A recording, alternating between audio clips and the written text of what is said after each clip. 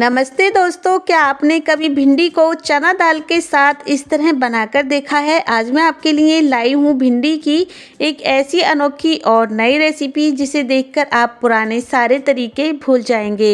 एक बार इस तरीके से भिंडी बना ली तो घर में सब उंगलियां चाटते रह जाएंगे। तो चलिए बिना देर किए शुरू करते हैं ये बहुत ही चटपटी और कुरकुरी भिंडी चना दाल की रेसिपी बनाना। तो दोस्तों, इसे बनाने के लिए मैंने 500 ग्राम भिंडी ली है और भिंडी को धुलने के बाद अच्छे से पोंछकर रेडी कर लिया है।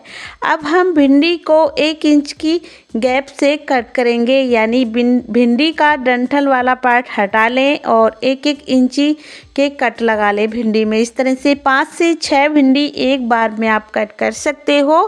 डंठल को कट करने के बाद बहुत जल्दी ये रेसिपी बन जाती है, केवल 10 मिनट में। और चलिए, हमारी सारी भिंडी कट हो चुकी हैं, इन्हें एक बर्तन में ट्रांसफ़र कर देंगे। भिंडी हमारी रेडी हो चुकी हैं और इन्हें कट करते समय ध्यान रहे कि इनमें ज़्यादा पानी ना हो, पानी को पहले ही सुखा लें। तो दोस्तों, अब इसे बनाने के लिए हमें चाहिए 1 कप कच्ची चना दाल। चना दाल के साथ ये रेसिपी काफ़ी टेस्टी बनेगी और एकदम यूनिक बनेगी। तो इस दाल को मैंने भिगाकर रख दिया था पहले से ही, 3-4 घंटे पहले भिगाकर रख लें जिससे कि दाल सॉफ्ट हो जाए। वैसे आप अगर इस रेसिपी को सुबह में बना रहे हैं तो शाम को ही भिगा सकते हैं। और भीगी हुई चना दाल का सारा पानी मैंने निकाल लिया है, धुलकर रेडी कर लिया है। इसे एक मिक्सी के जार में ट्रांसफ़र कर लेंगे और इसे हम पीसने के लिए 5 से 6 चम्मच पानी का इस्तेमाल करेंगे। ज़रूरत के हिसाब से कम पानी डालें, ज़्यादा पानी डालेंगे तो एकदम लिक्विड जैसा बन जाएगा। हमें इसका एक गाढ़ा पेस्ट बनाकर रेडी करना है। तो इस तरह से मैंने इसे पीस कर रेडी कर लिया है। देख सकते हैं एकदम स्मूथ हमारा ये एकदम गाढ़ा पेस्ट बनकर रेडी हुआ है। इसी तरह का पेस्ट आपको बनाना है। इसे हम एक बाउल में ट्रांसफ़र कर लेते हैं सारी ही चना दाल के पेस्ट को। और देख सकते हैं काफ़ी हद तक जो ये पेस्ट है एकदम से बारीक बनकर रेडी हुआ है। और जो मिक्सी का जार है उसमें थोड़ा सा पानी डालकर इसी में मिक्स कर देंगे। अलग से पानी हमें ज़रूरत नहीं पड़ेगी डालने की। और अच्छे से 1-2 मिनट इसे चलाकर फेंट लेंगे। अब हम इसमें ऐड करेंगे 1 छोटा चम्मच नमक, आधा छोटा चम्मच हल्दी पाउडर ऐड कर देंगे, कश्मीरी लाल मिर्च का पाउडर 1 छोटा चम्मच और साथ में ही धनिया पाउडर 1 छोटा चम्मच।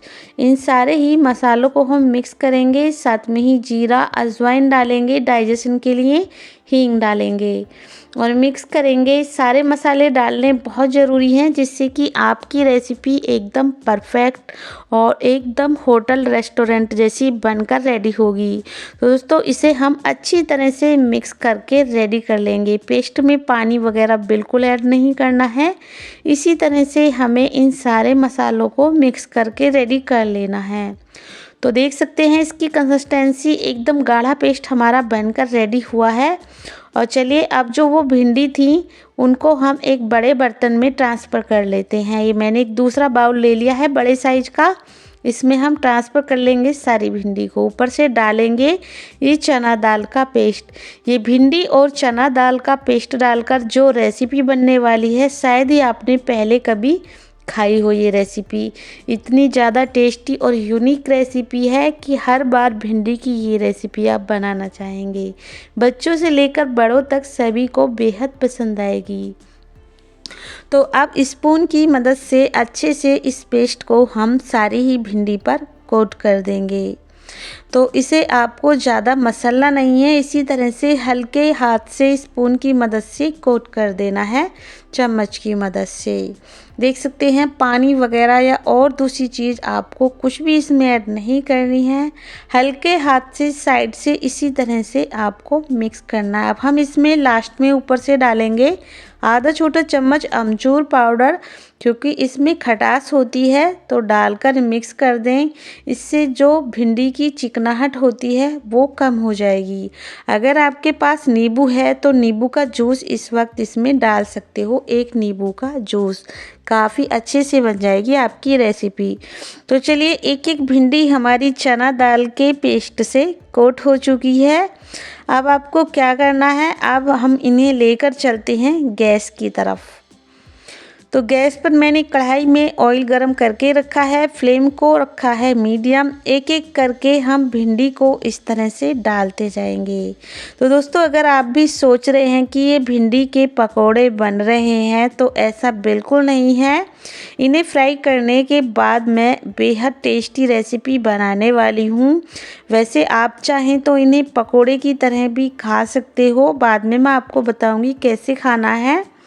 वैसे इस तरह से फ्राई करने के बाद जब हम इस रेसिपी को बनाएंगे ना तो बहुत ज़्यादा टेस्टी बनेगी। भिंडी का कच्चापन, लसीलापन बिल्कुल ख़त्म हो जाएगा।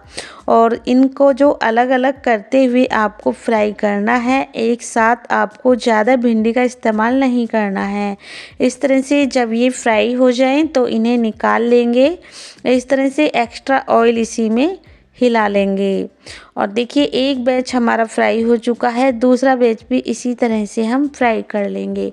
फ्लेम को मीडियम रखें और इन्हें क्रिस्पी कुरकुरी होने तक भिंडी को फ्राई करके रेडी कर लें।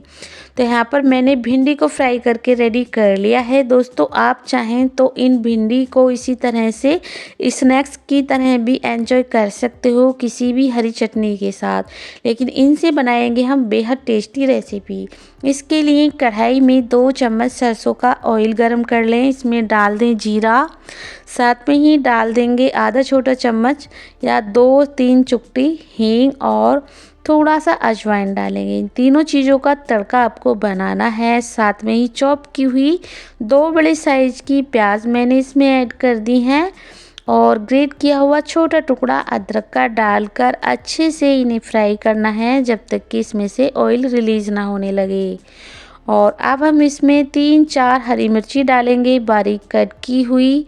हरी मिर्च का जो टेस्ट है इस रेसिपी में बेहद कमाल का आता है, इसलिए मिर्च की क्वांटिटी थोड़ी ज़्यादा रखिएगा। मैंने 2-3 टमाटर को चॉपर में चॉप करके इसमें ऐड कर दिया है। आप चाहें तो पेस्ट भी बना सकते हैं, कट करके भी डाल सकते हैं।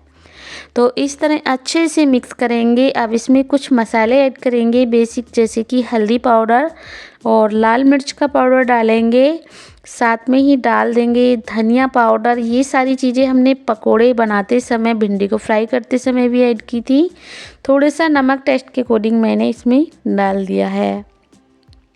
और अब इन सारी चीज़ों को लगातार चलाते हुए हमें अच्छे से करनी है, इनको भुनाई करनी है इनकी, जिससे कि जो टमाटर का कच्चापन है वो निकल जाए। अगर आप टमाटर का इस्तेमाल इसमें नहीं करना चाहते तो इसकी जगह आप फ्रेश ताज़ा दही आधा कप डाल सकते हो। साथ में ही गरम मसाला, आमचूर पाउडर डालकर अच्छे से इस हमें पकाकर रेडी करना है। इसकी हमें ग्रेवी बनानी है, तो इसलिए इन मसालों को अच्छे से पका लें मीडियम फ्लेम पर।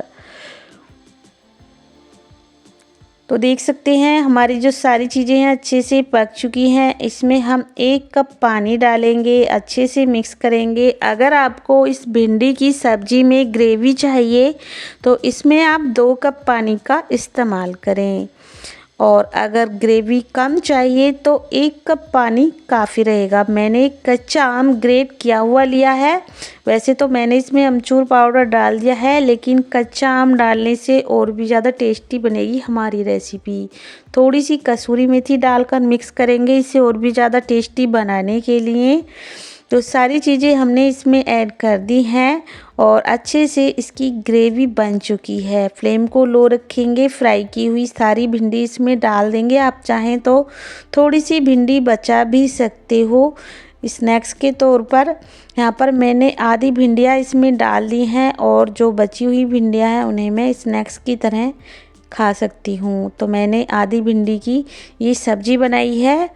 तो इस तरह से अच्छे से इन्हें मिक्स करना है। जैसे ही भिंडी को इसमें डालोगे ग्रेवी को पूरी तरह से एब्जॉर्ब कर लेगी। देख सकते हैं आप, इसने ग्रेवी को एकदम से एब्जॉर्ब कर लिया है।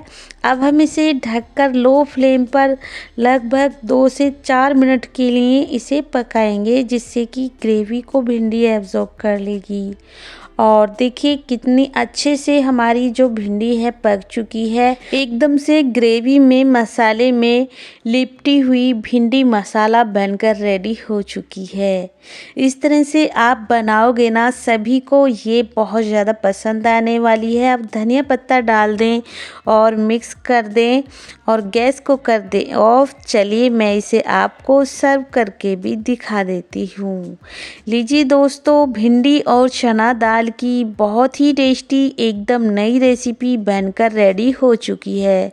तो दोस्तों, आप इसे वैसे तो सर्व कर सकते हो चावल के साथ, पूड़ी के साथ, पराठा या फिर नान रोटी के साथ भी।